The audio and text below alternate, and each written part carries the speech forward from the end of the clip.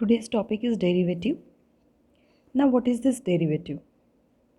So, let us take an example. An object is moving in a straight line. Let this O be the initial point, and the object is moving. It started from O and it is moving towards the point X.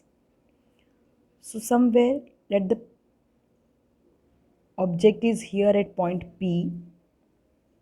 Okay, so the position of the particle or any object at any time depends upon the time, right? In other words, we can say that the distance of the particle from O depends upon the time.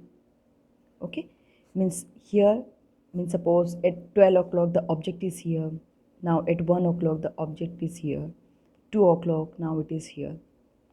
So the distance of the particle depends on the time, or mathematically we can say that it is a function of time taken by the particle, right?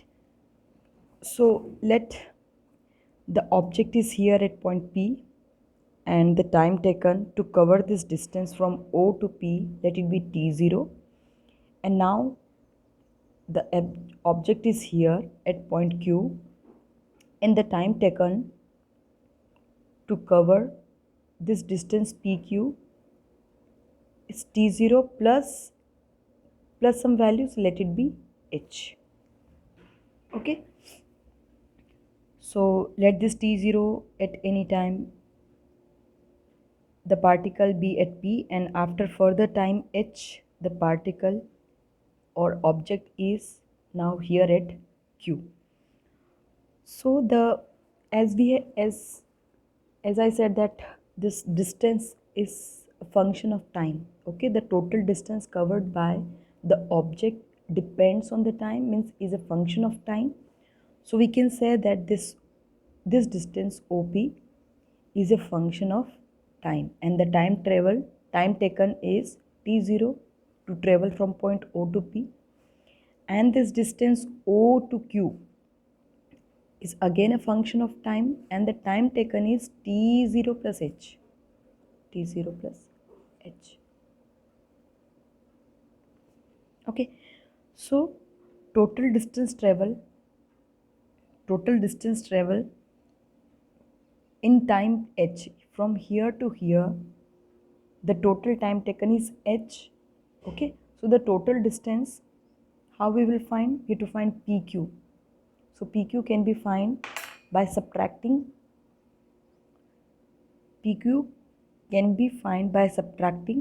OP from OQ. Can we write OQ minus OP? Yes, we can write. And this OQ is F T0 plus H, and this OP is F T0. Okay, so change. This is called change, right? And we denote, and what about the average speed? We know that speed is equals to distance upon time. So the distance is PQ, and the time travel to cover a distance from P to Q is small h. Now if you put the value, then value of PQ is this ft0 plus h minus ft0 upon h. So when you observe, you will find that as this is the time taken to cover this distance PQ is h. So as this h tends to 0, means from here to here the total time taken is h. Okay, so when this h is 0, okay, then you will see that this q, when this h is tending to 0, this q also tends to p. So we'll write q tends to p. Okay, so we can write that limit s tends to 0, this change ft0 plus h minus ft0 upon h. So this is called f dash, means change. This dash represent change. So if ft gives the distance of a moving particle at time t, then f dash t0 is the derivative of f. Okay, this f dash is called derivative of f at point t0. Okay, represent the instantaneous speed of the particle at the point. Okay, so in simple word, if you don't understand what is this happening here, then you have to remember the definition of derivative. So the definition of derivative is f dash x is equals to limit h tends to 0 fx plus h minus fx upon h. This is the definition of derivative. So f dash represent derivative of f.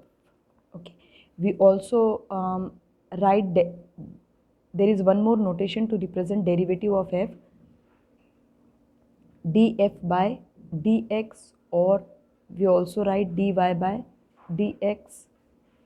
Okay, so these are the ways to represent derivative, but commonly most of the time we write f dash.